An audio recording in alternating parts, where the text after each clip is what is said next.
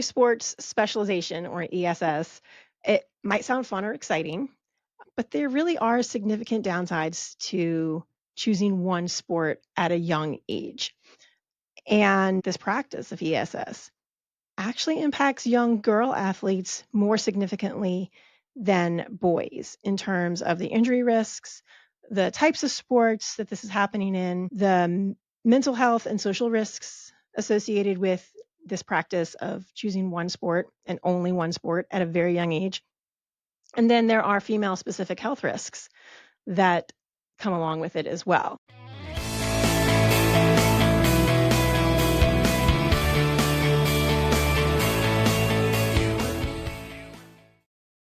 Today, I would like to talk about a topic that is getting a lot of attention these days, rightfully so. And I'm going to kind of touch on the bigger issues associated with it because I plan on going deeper in some future episodes on some of these issues, on some of the aspects of it. And actually, I've actually touched on some of these issues already in previous episodes that I will reference.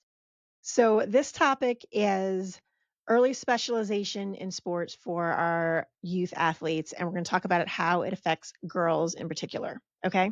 Early specialization is when a youth athlete focuses on just one sport year round before the early teen years or before high school. So maybe like around 14 years old. The reasons for early sports specialization, and that's commonly referred to as ESS, maybe that she just really loves that sport, or maybe she's just really good at that sport, or that they think as a parent or a coach, there's potential for her to get a college scholarship playing that sport. So it actually sounds really crazy because if you think about this, we're really talking about these girls, some of these girls who are not even in high school yet, and we're already thinking about college scholarships when they're like 8 to 10, 11, 12 years old. But this is actually happening, right? Okay. So let's acknowledge that first of all, that there's a little aspect of crazy involved in that. I think so, but it's true. And I have come across this in my coaching, in my practice. Parents will say stuff about it, and their daughters are like maybe 14 years old or 13 years old. That has an impact on them. So early sports specialization, or ESS, it might sound fun or exciting, but there really are significant downsides to choosing one sport at a young age. And more research is saying that doing this, that this practice of ESS actually impacts young girl athletes more significantly than boys in terms of the injury risks, the types of sports that this is happening in, the mental health and social risks associated with this practice of choosing one sport and only one sport at a very young age. And then there are female specific health risks that come along with it as well. I want to briefly touch on some of these issues today. And as I said before, I'll go deeper into some of these risks in future episodes, or I will reference information that I've already provided in previous episodes that you can go back and listen to. I do believe that there's so much here that one episode doesn't cut it. There are issues embedded in this practice of early sports specialization that deserve an entire episode. So let's get started. First off, we are seeing early sports specialization occur in girls more than boys at a younger age. Okay. We see girls specialize around the ages of 11 to 13. That's when they might choose their one sport, especially in the individual sports, aesthetic sports, gymnastics, dance, cheer, even sports that have an individual and aesthetic quality to them. We're seeing that specialization occur younger, between the ages of 11 and 13. Boys are more likely to specialize around the ages of 13 to 15 years old. And I'll be honest, like that younger range, that 13-year-old, it's still too young, in my opinion, right? But 11 to 13 is significantly younger than 13 to 15, right? There's a big difference between an 11-year-old and a 15-year-old, okay? Now, this podcast, Her Time, we are dedicated to young female athletes. So we're going to focus on the impacts of ESS on girls in particular, but it is worth noting that this impacts boys as well. Okay, so first, First, we're going to talk about the risk category, some of the risk categories in this. I want to discuss injuries. Okay. Physical injuries may be the biggest concern that parents have with ESS. They're worried about overuse injuries, which is a good sign, right? But the reason why they might think that that's the biggest issue, and it is a big issue. I'm not saying it's not the biggest issue, but I'm just saying it's something that parents are really keyed in on, which is important. Uh, it's the most outwardly obvious issue, an injury, a physical injury that you can see is outwardly obvious. So, but it really is just one concern of many and of equal importance that are tied to early sports specialization. Overuse injuries, such as stress fractures, tendon related injuries, knee pain, and that could be like runner's knee, growth plate injuries, these are common in girls who specialize early. According to multiple research sources, girls are more likely than boys to experience overuse injuries rather than acute injuries. So, boys are more likely to experience acute injuries that are related to sports, whereas girls are more likely to experience overuse injuries that are related to sports. And these overuse injuries occur more often when we have early sports specialization. See where I'm going with this, right? So the level of overuse injuries increases with an increase in sports specialization. This is not surprising. Okay. In addition to just overuse injuries, ACL tears are way more prevalent in girls than they are in boys. We have known this for a very long time, and we now have decades of research that we've put into this finally. The stats are sobering, and the bottom line is that these stats are telling us that female athletes are 2 to 8 times more likely to suffer a non-contact ACL tear than males who play the same sports. Sports that would involve cutting, pivoting, jumping. We're talking about soccer, basketball, lacrosse. Then we have volleyball and gymnastics thrown in there as well. We just really see the a big difference in the rate of ACL tears for girls versus boys. Some of the reasons for this are biological. Okay, we have to acknowledge that. So, anatomical differences between girls and boys. Girls typically have a wider hips, and so that affects the ACL knees. The angle involved with the hips to knee, all of that goes into it. So, we're going to go into this a little bit deeper in another episode. I'm just trying to kind of branch over it, but there are anatomical differences between males and females, and those differences impact the rate of ACL tears, the likelihood of an ACL tear. So hip width is one of those. Another one would be that females are more likely to have a smaller ACL and a smaller femoral notch. Okay. Again, we will go into this in another episode in more detail because it is really interesting. But here, I just wanted to touch on it, introduce the concept, and we go from there. Okay. So along with the anatomical differences, there's a lot of research that shows that there's a hormonal impact and that can affect joint laxity or your ligament laxity. And that's going to also increase your rate. If you have more laxity in your joints, in your knee, then you're more likely to tear your ACL. But then on top of the biological differences, the repetitive motions and the fatigue associated with early sports specialization can exacerbate those biological differences. So these are some of the physical injury risks associated with early sports specialization. Okay, let's look at the impacts related to growth and development, because that's another category of risks when it comes to early sports specialization. Girls' bodies go through big changes during puberty, and puberty is occurring earlier and earlier in girls these days, right? Changes that girls will go through during puberty are going to include bone density, muscle development, and then obviously hormonal changes.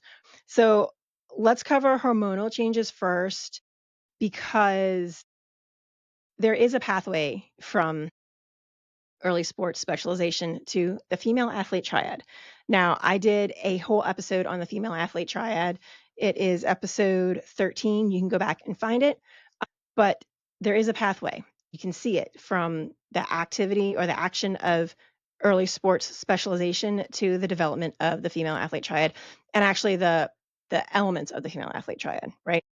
Early sports specialization leads to a higher training volume, obviously, repetitive stress, obviously, and also a pressure for leanness. And this is, again, especially prevalent in the sports that have an aesthetic component to it, like gymnastics and dance and cheer. So we see that and we have to acknowledge it. We can't pretend like it doesn't exist. We are not doing our dancers, gymnasts, cheerleaders any benefits by not acknowledging the fact that there is a pressure for leanness associated with their sport. Okay.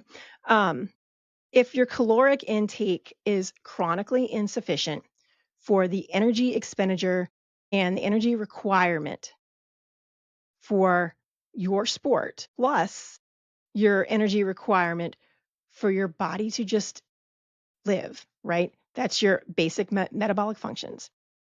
The result is going to be low energy availability, LEA. LEA is that first level of the female athlete triad. Okay.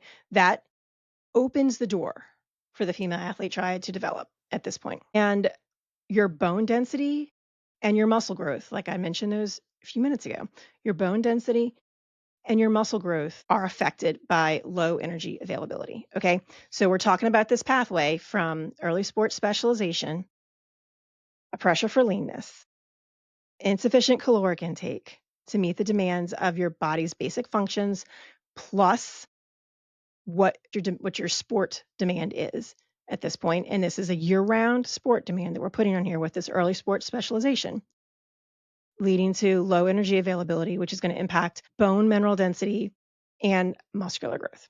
Okay. Follow me on that one? I know sometimes seems like it's a lot to follow, but it makes perfect sense. And if we don't acknowledge this and take action on this, then we, again, are not serving our girls very well. We're not setting them up for success at all. Okay. So I mentioned I did a whole blog on the female athlete triad. It's episode 13. I did a podcast episode and a blog on it actually. So you can also go to coachsarahsack.com and read the blog on it as well if you want to see it written out. So I'm doing my best to try to get this information out there. I think it's something that is worth talking about and trying to spread. But basically, like we're seeing this connection here. Once you get past low energy availability, then we talk about the bone mineral density when it comes to the female athlete triad, and then you get to menstrual dysfunction. Now we're in full-blown female athlete triad. And menstrual dysfunction comes with long-term impacts on your bone density. This time in adolescence is like your golden years when it comes to banking your bone mineral density, right? We all know that osteoporosis primarily affects older women, and we're not thinking about osteoporosis in our girls when they are 13, 12, and 11, but maybe we should be, right? In fact, not maybe, we definitely should be, okay? We have this critical time period during adolescence that we can work on building peak bone mass. Having that peak bone mass is going to serve you well for the rest of your life. A low estrogen state is going to lead to more of the bone breaking down activity, the breakdown of more bone than the building of bone. So if our hormones are now disrupted because of female athlete triad that has been brought on by early specialization and a low caloric intake, now we're seeing that these girls aren't building as much bone as they should be, really, for this time in their life. That's going to lead to increases in stress fractures, which is also tied to the overuse, right? And it's going to increase their risk of osteoporosis and osteopenia later in life. So the scariest part is that these impacts on bone density are either irreversible or very, very difficult to regain once you miss out on this window. Okay. So this is important. We can act like this isn't happening, but this is really, really important. So in terms of your muscle growth, that's bone density. Okay. Now let's talk about muscle growth. In terms of your muscle growth, low energy availability, which again is the first stage of the female athlete triad, which can be brought on by early specialization and not having this emphasis on getting the calories that they need to meet the demands, these increased demands on their bodies that they wouldn't typically have if they weren't a year-round athlete in this one sport, right? That can put the body into a catabolic state where the body's going to use its lean tissue, which is muscle, right, for fuel. So the activity is going to be using that muscle for fuel rather than building up the muscle that they have. Okay. Additionally, when it comes to your hormones, growth factors, so that's IGF-1, can be suppressed with athletes who have amenorrhea, which is the absence of their menstrual cycle, which is the end of the female athlete triad. When you have that, then you've got the low energy availability, you've decreased bone density. They are not getting their period. That's the female athlete triad. You can get the suppressed growth factors as well. And without sufficient energy and growth signals as a result of this hormonal dysregulation, the body can't repair itself as well after they train. So they're training hard because they love their sport, they're doing it year round. But when you get this hormonal disruption, which it might sound like it's this worst case scenario, but it's really not. Okay. It's really not. This is something that is actually happening. And we have to be aware of this so that we can help our girls. This can lead to stunted muscle growth and it can lead to chronic fatigue. Okay. That is a lot that I just put there. Right. And I know in a way it kind of seems like I'm talking about this worst case scenario situation. Like if they're not getting enough calories, oh, well, she's getting enough calories. Are you sure? Really? Are you sure?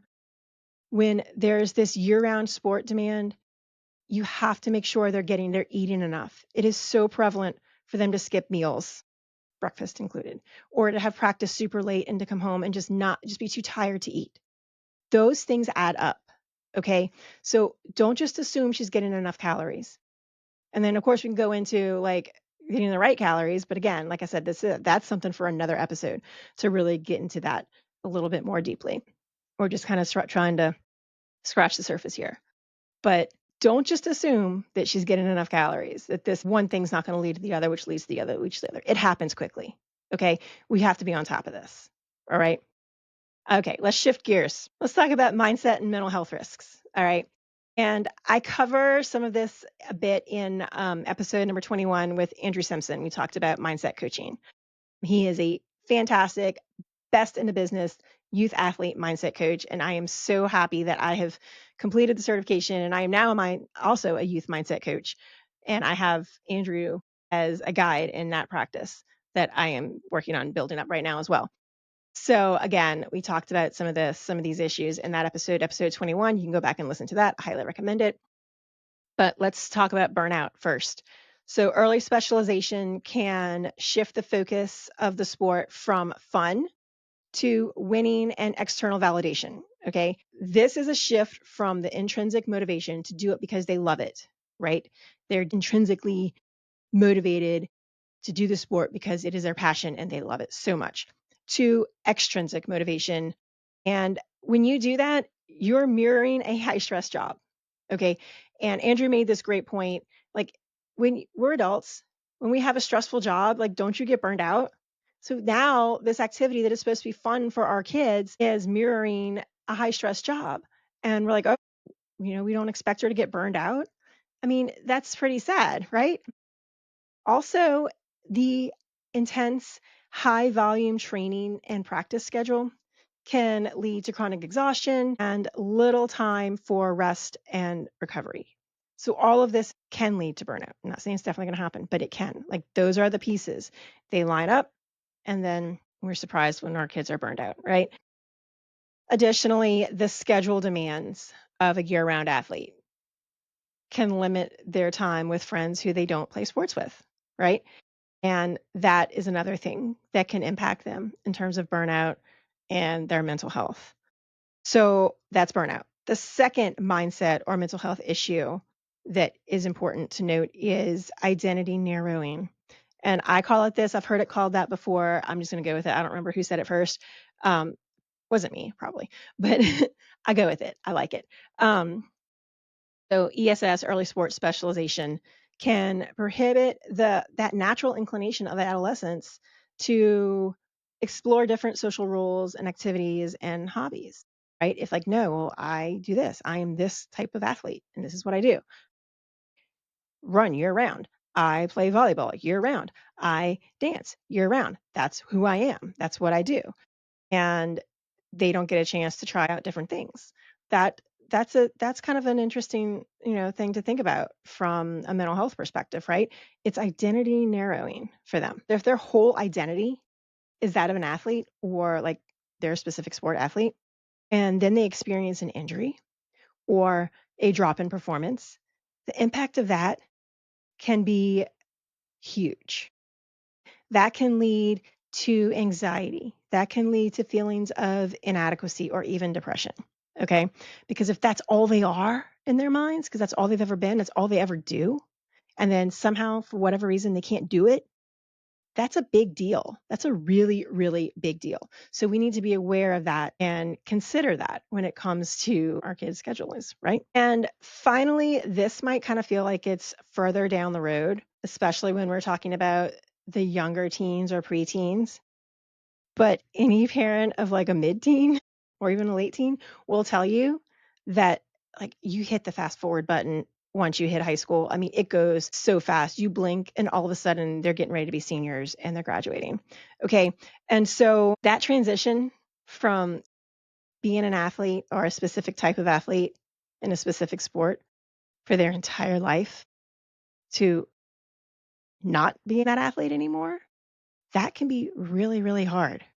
Really difficult because it's a lot more common to play sports in high school than it is to play in college, and even less common to play as a professional. But when that's all they've ever been, handling that they're not that athlete anymore, that can be really hard when they don't have anything else that ties them to their identity. Okay, or anything major like that. So that transition, it's even more difficult if that's all they are as an athlete. So consider that. It's going to sneak up on you. I promise you. You're going to blink, and before you know it, it's going to be over. And they're going to be like, well, what do I do now? Who am I now? That's a big deal. That is happening. Okay. I've seen it happen. I've heard about it happen from other coaches across the country. Okay. It's a real issue. Okay, finally, let's talk about pressure and anxiety. Pressure can come from parents and it can come from coaches who have a goal for their athlete to get a scholarship or to take their sport to the next level in some capacity. And that can shift the focus for the athlete from fun and their expectations to meeting others' expectations. And performance anxiety is not uncommon for that to show up in this situation. Okay, that increased pressure from the outside sources. Okay, so that's one part, performance anxiety. Disordered eating can be tied to the pressure to maintain a specific body weight or physique, especially for those sports that have that aesthetic component. I've mentioned before gymnastics, dance, cheer, which are primarily female sports. That doesn't mean that if your daughter is not a gymnast, a dancer, or a cheerleader, that it doesn't impact her. That's not true at all. I mean, it's going to in fact impact volleyball players and basketball players and flag football players. It's going to impact all of them, but we see it a lot more in the other ones. So just because she's not one of the aesthetic sport athletes doesn't mean that that doesn't impact her. So we need to be keyed in on that as well, okay? Because that's a big deal. So performance and anxiety really is it's a big part. Okay, performance anxiety. So what can parents and coaches do to support their girls who love their sport, who have fallen in love, their young daughters who have fallen in love with one specific sport? What can we do to help them not experience these things that we just spent all this time talking about, whether it was the physical stuff, the mental stuff, any of that? What can we do to help minimize that for them while they also love their sport? One, we can encourage multiple sport participation. Okay, if they love volleyball, encourage them to participate in another sport outside of the volleyball season. Okay, they don't have to be great at it. Maybe volleyball is the one that they're amazing at, but it's important to do the other things as well. So when volleyball season ends, be like, okay, well, do you want to do tennis? Do you want to do swimming? Basketball is usually right after volleyball. Sometimes there's some overlap there. So, there's also some overlap in the skill set, but encourage them to participate in a sport that has a different season than their primary sport. Okay. Many top athletes who are known for success in one sport were multiple sport athletes as kids and young teenagers. They didn't specialize till they were older teenagers. And they're incredible athletes as a result of that. Okay. So keep that in mind. Playing multiple sports is going to help them to develop a stronger and more resilient athletic foundation. Okay, that is absolute truth. 100%. Okay. So the second thing they can do, find a youth athletic training program. I'm obviously a big fan of this for a variety of reasons. But it is my job, right? Okay. I am the head coach of a youth athletic training program at Social Performance Training. That is what we do. We are not a gym that has a youth class. We are a youth athletic training program that offers one single adult class a week, right? It's flipped. Like that's our focus, primary focus, young athletes and helping them to be the best athlete that they can be. I think that that's important. I love this option because it's a great way to work the body in a way that is going to improve their overall athleticism while also is going to help them with their skills that they're working on within their own sports. If you can be a better overall athlete, then you're going to be better at the skills that you're trying to improve. Like that's just the truth. And if you're a better, stronger overall athlete, you're less likely to have overuse injuries. And then there's acute injuries as well, like the bigger injuries that you think of, the ACL tear or the broken bone or something like that. There are two ways that you can kind of look at the youth performance training option here. One would be to participate in sessions with athletes that are outside of your sport. So just general athletic training program. This is a great way to expand her social connections and for her to learn about other sports. It's a great way. So she'll meet new people and learn the more details about sports that she doesn't necessarily play at this time. Okay, so that's awesome. The other way that you can approach youth athletic training, and I'll be honest, like I do it both ways. I do both of these options, provide both of these options. But the other way would be to have a class series or a session series that is developed specifically for your team. And what that's going to do is allow for team bonding, first of all, and getting them out of their comfort zone, doing something that's a little different from practice together, maybe something that they don't know the motions as well, their exercises as well yet, learning something new makes them feel a little bit more vulnerable along with everybody else. So that's a great thing to do for team bonding. But it also allows me or the coach to develop a program that can address the common overuse concerns associated with that particular sport. So either way is fine. Like I said, I do both. Over the summer, we're pretty much 50-50 on that because we do get teams that come in and we work with the teams that way. And then we have the program that anyone can come to, the sessions that any athlete can come to. So either way, it's great. It's a great way to work your body outside of practice and those repetitive overuse type of movements that you have. So the third thing, that's the second thing that coaches and parents can do. The third thing that coaches and parents can do is to prioritize rest and recovery.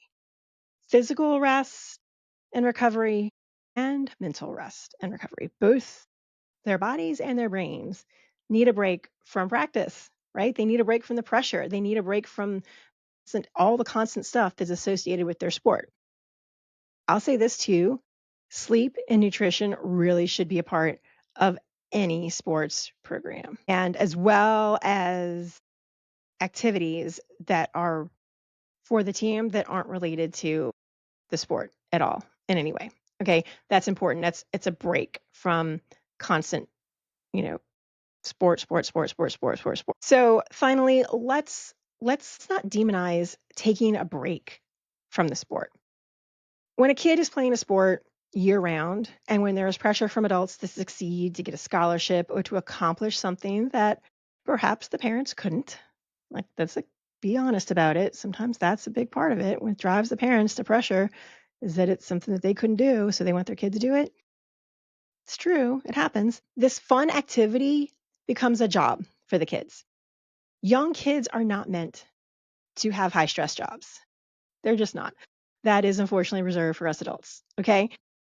And we are better equipped through our additional years of life to handle a high stress job than young kids are. I mean, that's just the bottom line. I know that youth sports has become an industry in many ways.